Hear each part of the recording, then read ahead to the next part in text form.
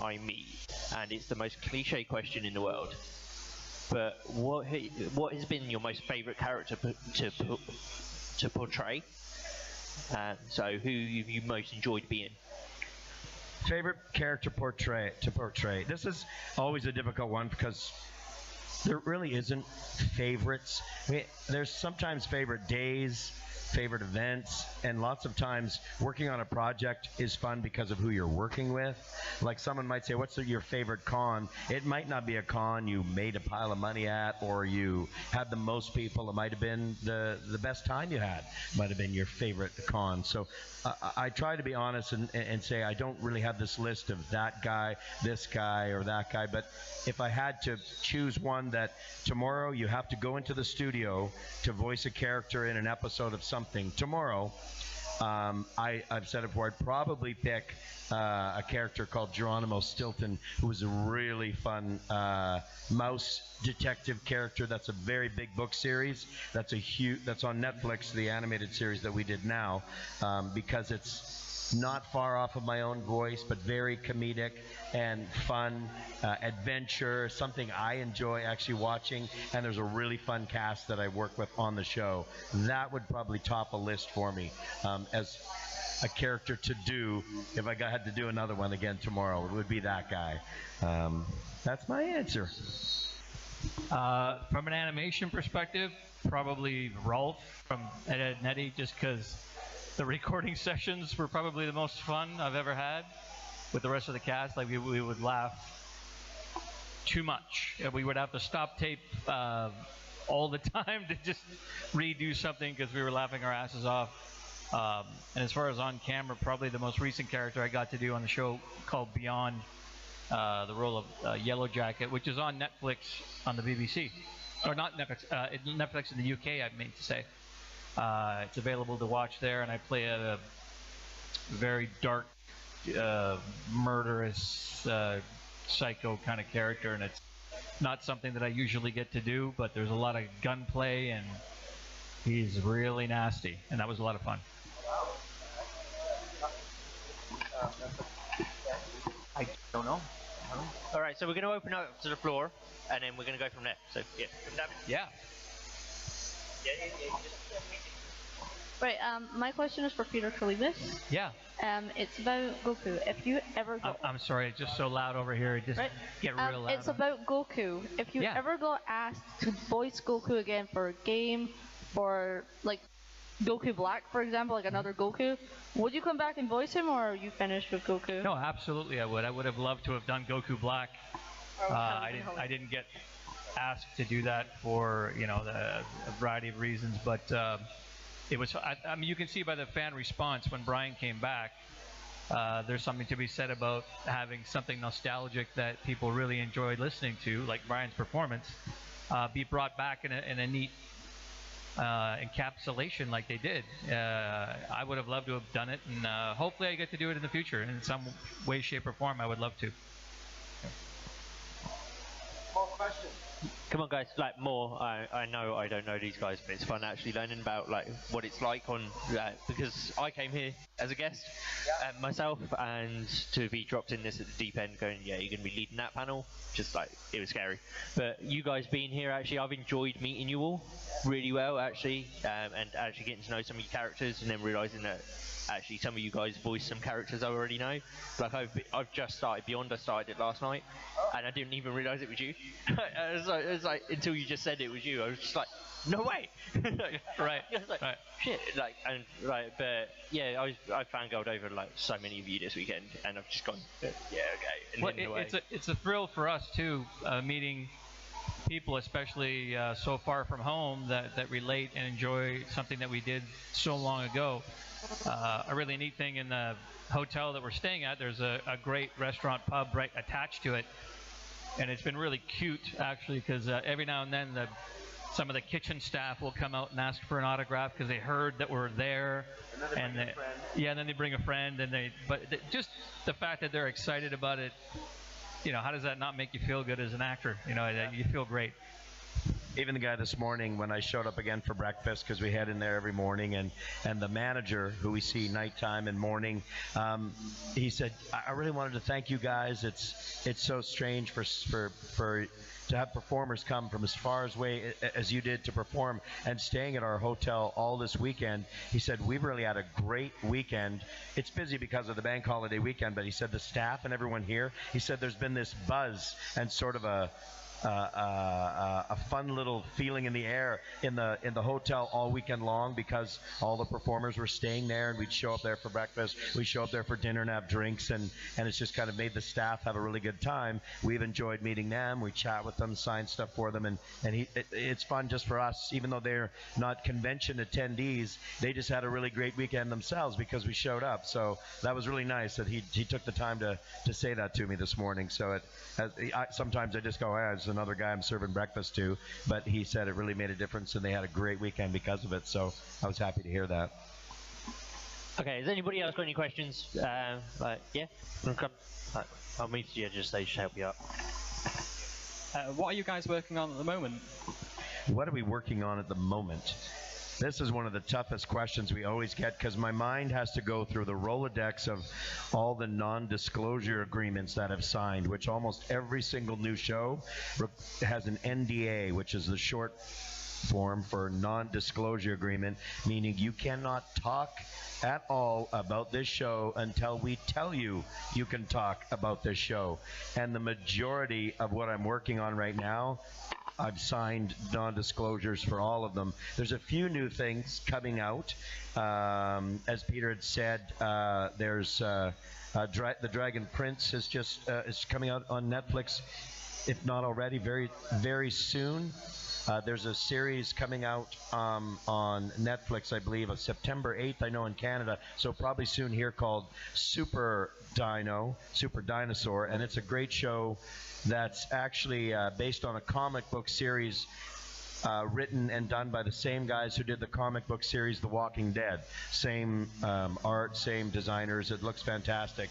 Although clearly Super Dinosaur is for a much younger audience. It's not as scary as The Walking Dead, although really fun. And I play a bunch of different bad guys and crazy characters in it, but it's a great show. Those are two that I can think of. And then Ninjago, I play a new villain on Ninjago called Iron Baron on the latest season that just started, I believe, this month, for any of those Lego Ninjago fans. But everything else, as I'm going through my head, there's quite a few different things. Mostly I've signed stuff that says I can't say anything. Did you guys get the show Man in the High Castle? You may or may not see me on that. I like that answer too. That is brilliant. I didn't confirm anything, did I? I didn't confirm anything. That's the way around it. There's also a Christmas movie coming out. Again, I can't say the title, but it has a very huge female Hollywood icon in the cast. It'll be very apparent when they start advertising it, but I have a small role in that and a couple scenes with her. So look for it this Christmas. You'll know what I'm talking about when they start advertising. Dragon Prince. We're excited about that because it's a very, very cool show. And that's what's on the books right now. And I did a few episodes or a small story arc on iZombie, and I'm not sure. It's aired in North America, and I'm assuming it's aired here, but I'm not positive. But if it hasn't, you'll see me popping up on that. Okay. If you want to come down.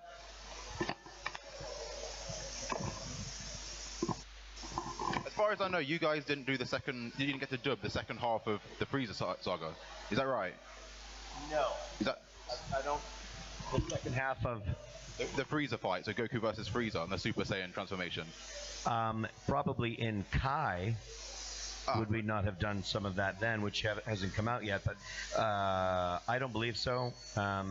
Because we did up to whatever it was, 56 or something, and then when it sort of restarted up with our voices, it was in around 100 or something, so there was a chunk of that was not done. I don't know why, but everyone always asks us if we have any reasons for it, and I don't, honestly. But we're also talking about 20 years ago when trying to recall things for an old man like me gets tricky. My question was, how were those scenes? How would you have done them? Like the Super Saiyan transformation for Peter, and Vegeta kind of dying and coming back for you. How would we have done them? Like would you have done any differently than the Funimation cast did? Oh, it would have been way better. Good question. I would have been brilliant, and so would Peter, I'm sure. Yes. It's fun to look at something in retrospect that we did so long ago and say, how would we do it today? You know what? Probably very similar. We've aged a little bit, so our voices might be slightly different, but being voice actors, we adjust and modulate to what we need to do. So if we had to voice match ourselves from 20 years ago, I'm sure we could do that. And I'm sure we would love to, if given the opportunity. If it comes around and says we want to redo those scenes, I'd be up for it. Yeah. Thank you. Okay, anyone else? Oh, I'm liking this. By the way, thank you for all your amazing accents, because we've just been absorbing all the different accents all weekend, and they're fantastic. So I just want to say it's been a pleasure to the ear to hear all the dialects and stuff. So I just wanted to say that. Really. What got you into voice acting? What made you pursue that particular career? For me, I was always into comedy, watching shows like the Carol Burnett Show growing up, actors like Tim Conway, and then stand-up comics after that. And I used to start doing imitations of characters on TV shows, and I got into a lot of trouble at school, a lot of time in the principal's office, and that led to trying stand-up comedy when I was 17 years old, going to university. And then I remember they had a lunch hour comedy contest, and I went up, told a joke, and won $10. And then I kept going back and writing material. And the MCs of those things used to say, you should come down to the comedy club and try an actual amateur night. So I did, and that went well. And then I headlined the club like within a year, which is a relatively quick period of time. And a lot of my stand-up involved characters, doing impressions and things like that. So it's always been fascinating to me, especially different cultures like East Indian accents, Asian accents. All of them fascinate me, and I love meeting new people that have an interesting accent. I just love engaging in a conversation with them. Pardon me? The Welsh accent. I'm still working on that one. That's got a bit of a. It's funny. Some of the accents you hear, and you're like, for me, usually I can either do it fairly well right away, or I just can't.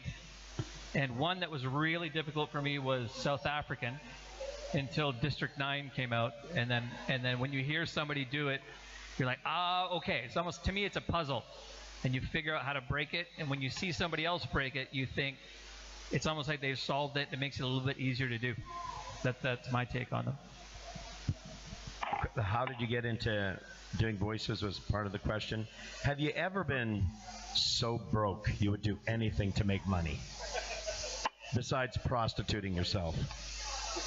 Not that far, but it's kind of like that as an actor. As a performer, when you get out of theater school and you're trying to take any gig that can utilize any skill you possibly have, you're constantly trying to recreate yourself and learn new skills.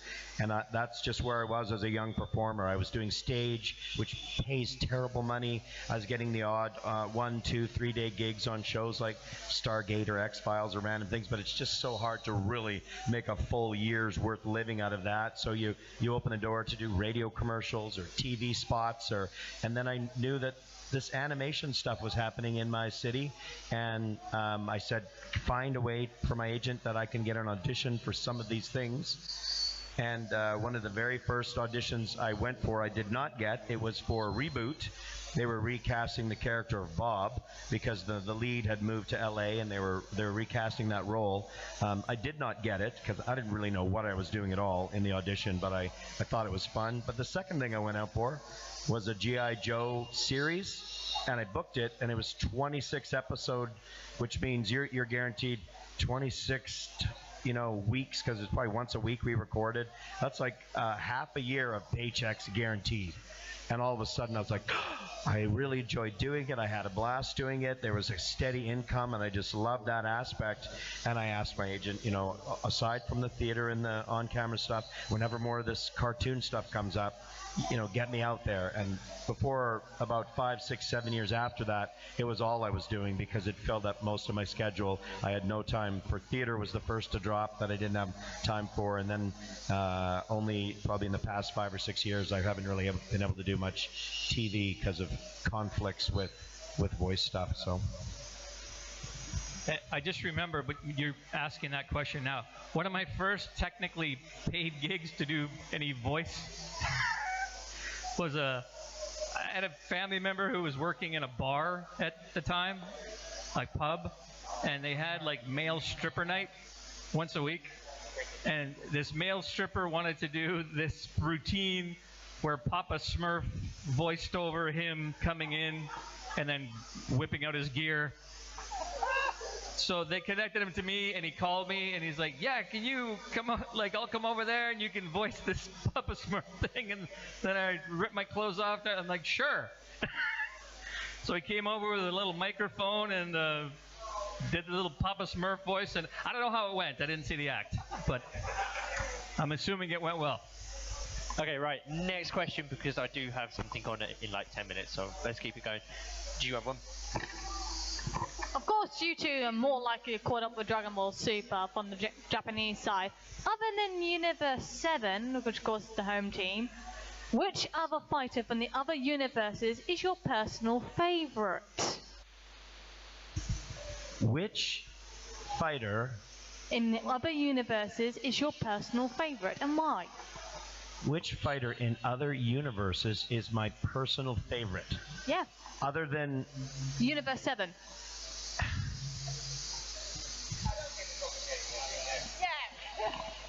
That's it. Everyone always wants. What is it about people wanting us to pick favorites? There's something about favorites all the time. Who's your favorite? Which is the favorite one? You want to know why? Yeah, that's a tough. I don't have favorites that I would probably jump on. Yeah, that's. I can't even answer that for a favorite other than. I don't have any. I can't. Who is your favorite? And who's your favorite? Sorry? Yeah. I know. That's what I feel like. There's too many to choose. I know. There's millions of characters, and you always want favorites. Let's do another question. I can't answer it. One more. Yes. Let's do it. Right. We almost had you. We almost had it. As performers, what makes a good director, especially when you're in the booth? Obviously, it's different. There's no physical aspect. So what makes a good director for voice? What makes a good director as performers? Yeah, it's a great question. You know what? I like a director that can frame an idea for what they want to sort of happen with a line, or even better, just with a scene, with what the best sort of adjectives that they can sort of just frame how the scene they want it to go, and then they leave it to the actor to figure that out. There are some directors that give you about one take at it, and then they line read you. So, no, I want it like this, blah, blah, blah, blah, blah, and then they line read you, and they're not happy until you've repeated it back to them the way they gave it to you. That's not my favorite. In fact, I got really twitchy early on when I was performing. Now, instead of fighting it too much, I'm just fine. You want this? Okay, there you go.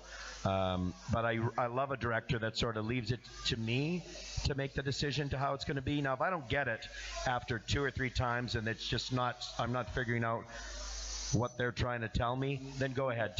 Then I'll say, can you just line read it to me? Because I'm not getting what you're saying. And that's not that often. Usually they can frame it in a way that I can figure it out. And then I feel like it's my choices, which I'm usually a little happier about. That to me is a great director that can do that. That can find a way to pull it out of you without telling you how to do it. I couldn't agree more. It's just kind of like if you put up 10 canvases with paint and 10 people in front of them, and you said, everybody draw a line, you're going to get 10 different lines. But there's some directors that are going to say, I want the line exactly this way. Well, then why don't you draw the damn line? The best directors outline it and let you perform the way you're supposed to perform. There's one director in Vancouver who's also a voice actor, a very well-known one, but I hate working for him because no matter... We can do a scene, the whole cast is there, we do a scene, and it's perfect. We nail everything, it sounds great, and he's like, perfect, let's do it again. Why? We got it. Like, we got it. It's not going to get any better, and then he would make us do it 4 or 5 more times, and it's maddening because every session took like 4 to 6 hours. There should have been 2, and he's not getting anything better. He often reverts to line read, and like I say, this guy is very successful. He's done a lot of work. He's well known, but he's not enjoyable to work with. Terry Clausen, who's a director that does a ton of stuff. My Little Ponies. He appeared in Dragonball. He's a great director because he's funny. He keeps it light. He keeps everybody in a good mood. And that's when you kind of do your best work. If it's a tense situation, nobody really wants to be there. You're not going to get your best stuff. So directors that keep it light, let you do what they know you can do, that trust you, those are the best ones. Okay, I've got one last question, and I know some of the guys in here, I've heard them all asking, is do you have any advice for anybody looking into getting into either acting or voice acting? What would be like your kind of advice for the first time person trying to get into it? There's a great website. Write this down for whoever wants to do voice acting. iwanttobeavoiceactor.com. It's that simple. D. Bradley Baker, great voice actor from LA, has answered pretty much any question anybody could ever ask on that website. iwanttobeavoiceactor.com. It's a great place to go. Outside of that, and he's probably got this in there as well, I always say learn to act first. Don't start with, I've got 3 voices that I'm really funny with, and I want to do voice acting now. I know it says voice acting, but you've got to learn the acting side of things first. And that means whether it's doing comedy or improv or amateur theater or professional theater or training in any way, shape, or form that helps you act, not just figuring out who you are and what your voice is as a performer, but it shows you how to react with other performers, which is so important, and how to understand timing and how to understand storytelling. You have to put yourself in an environment where you can learn how to do that, and then you can start playing with all those voices. Like Peter brought some of his voices to life in his storytelling / comedy on stage as a comic. I learned a lot of mine in the storytelling work that I did in theater and on stage. So those are my 2 cents. But that website is great. I send people to it all the time instead of trying to break down every little thing, because there's questions for beginners, sort of intermediate people that are looking for agents, people that live in big cities, people that live in the middle of nowhere. He's got almost everything on that one site. I would agree, going to that site. And ultimately, if you are in a smaller town, it's better nowadays with MP3s where you can send in auditions. But ultimately, you're going to need an agent, and typically those agents are in medium to larger size cities, so you will have to gravitate to those places to get known, to be able to do a last-minute audition. Sometimes you get a call and they say, can you be here in an hour in the studio? They want to lay it down, and you get there. Sometimes they say, yep, that's perfect.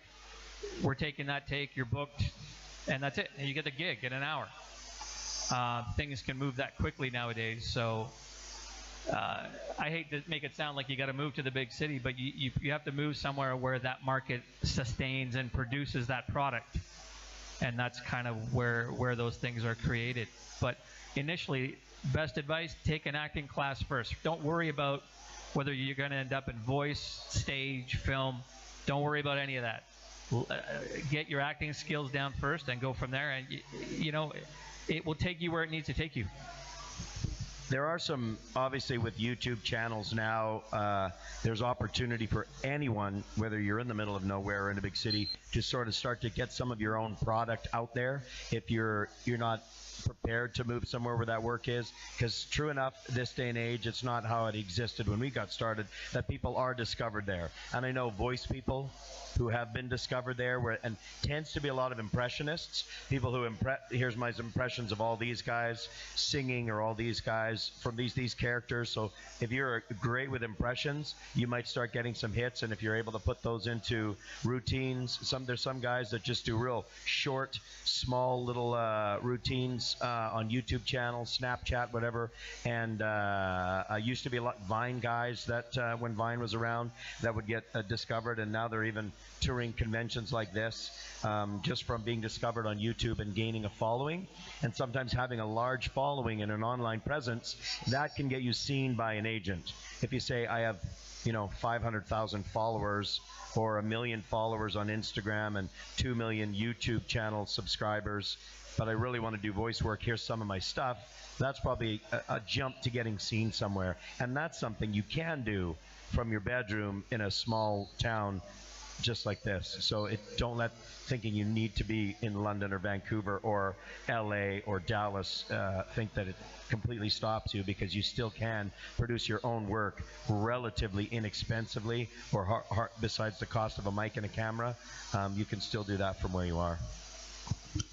I get a kick out of there's some well-known actors and stuff that do that just for fun. One of my favorites is Will Sasso. Yeah. Formerly of Mad TV. He's been in a ton of other things, but he's hilarious. And he has this series of things like Arnold Schwarzenegger driving. That's it. Like, you never see his face, right? But he's just driving around. It's like, look at this guy here. Look at him going, what are you doing? And he's yelling at people through the street. It's hilarious. Hilarious. And he just does it for fun. And like Brian said, have fun with it. With the accessibility of YouTube, Vine, Vimeo, whatever the hell you want to use, do something and throw it up. See what happens. If you're funny and it's good and even quirky and weird, and you'll be found. The internet has that way that the cream does rise to the top. Something gets out there and becomes viral, and all of a sudden you did one thing and someone finds it, right? So there's maybe a little bit of luck to it. The right person can put it out there, just like the crazy "It's over 9,000." That's bizarre little meme that went out there, that just a life of its own, right? That's gone on for a long time, and that might be a way that someone from here can be discovered too. It's pretty fun. Okay, so that is all we have time for. But thank you so much, lads, for coming up and doing this. For my first panel, you've made me feel really comfortable, and I'm glad that it was you two that I did it with. I've learnt a lot. I hope that everybody down on the floor has learnt a lot as well. And I think these guys are hanging around for a little while I disappear, because I do have another booking. We're around for a little while longer, but for those who have to run off or have to get back home or leave early or whatever, just want to say thank you so much for coming out and for having us out. I'll be speaking for Brian as well. Thank you to Ash and all the producers and volunteers that put on this show. Thanks to Kenny, our driver, who's keeping us laughing 24 hours a day. The most entertaining person here. He should be up on stage. I know. Yeah, thanks to everybody, for Ashley, for putting on this con and making sure we're safe and sound. Thanks, Ash. Fantastic. Thanks so much for having us. And maybe if we're lucky, we'll be able to visit your wonderful neck of the woods sometime again in the future, because we would, Peter and I both, we'd do it again in a heartbeat. So thanks so much, you guys.